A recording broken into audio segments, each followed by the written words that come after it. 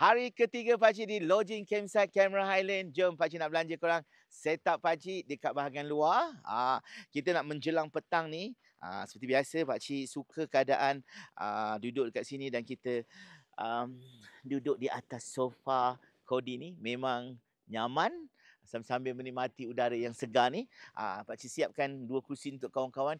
Kita nak buat apa-apa saja, minum kopi dan sebagainya. Jom, pakcik nak tunjuk apa lagi istimewa dekat dalam ni. Tapi pakcik nak tunjuk dulu apa yang berada di bahagian dapur ni. Kalau korang tengok kat dapur ni, pakcik siapkan ruangan ni untuk kita letak macam-macam lah. Drone ke apa ke, macam radio dan sebagainya. So macam ni pun lepas masak. So kalau lepas masak malam ni pakcik nak masak kambing. So kita boleh kat sini sambil menikmati pemandangan ni. Memang nice sangat. Seperti biasa 4x4 pakcik punya koleksi yang kesayangan pakcik ni. Memang kat sini pakcik letakkan elok saja. Dan kali ni walaupun hari malam terakhir, tetap juga ada banyak lagi. Malam tu nak masak macam malam lagi. Dan esok pagi tu nak masak juga. Kita habiskan semuanya. Dan masukkan macam-macam strawberry dan sebagainya. Cuba pakcik tunjukkan korang macam mana dekat dalam kemah pakcik kali ni. Memang best. Jom, pakcik nak tunjukkan korang. Pakcik punya design kali ni, pakcik ambil inspirasi orang-orang yang terdahulu. Kali ni sebelum ni kat sini tempat masak. Pakcik masuk. Tapi kali ni tempat masak pakcik di tepi. Jadi flysheet ni pakcik lebarkan dia. Nampak kita boleh letak meja makan.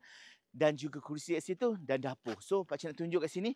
Masuk-masuk je boleh main Mobile Legend. Bang bang. Assalamualaikum.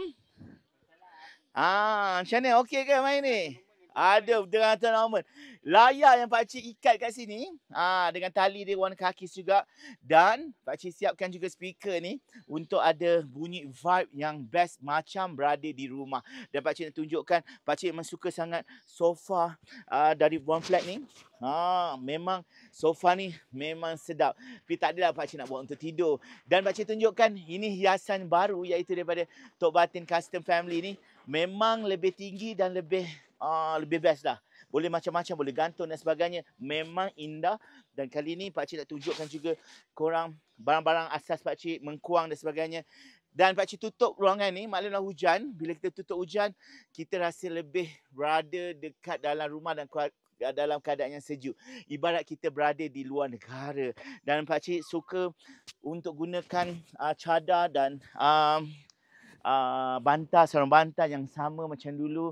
Tetap juga ada kipas dan juga bunga-bunga lalang ni menerbitkan aroma dan suasana berada di dalam kemah tapi berada macam kat rumah. 4 hari 3 malam terasa sangat-sangat sedikit sangat masa tu cepat berlalu. Apa-apa pun untuk korang semua. Inilah setup terbaru pakcik. Pakcik suka sangat berada di dalam kemah ni. Dan pakcik tunjuk juga satu part iaitu meja ni pakcik tunjuk ni. Nampak macam bawa meja sebenarnya. Ini adalah drawer je juga sebenarnya. Drawer. So kita letak semua power bank semua kat bawah ni. So nampaklah layar ni. Kita malam-malam kita tengok TV macam tengok wayang. Sound system memang complete set. So apa-apa pun untuk korang semua berada di sini memang nyaman. Pakcik suka berada di tempat yang sejuk. Kerana kesejukan itu bagi pakcik satu intipati yang berbeza. Sebelum ni di sungai, di pantai, di hutan. Kali ni di atas pergunungan Cameron Highland. Bersama pakcik, #pakcik camping.